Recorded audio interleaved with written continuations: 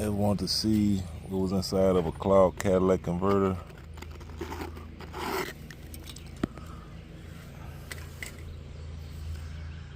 that right there, that's the honeycomb inside of a Catalytic converter, and this one is clogged up. You're supposed to be able to see straight through it. You're supposed to be able to see through the honeycombs, but this one is like it's partially clogged, almost completely clogged. It was causing me not to be able to rev the engine up because it wasn't able to get the exhaust out fast enough. Clogged Catalytic converter.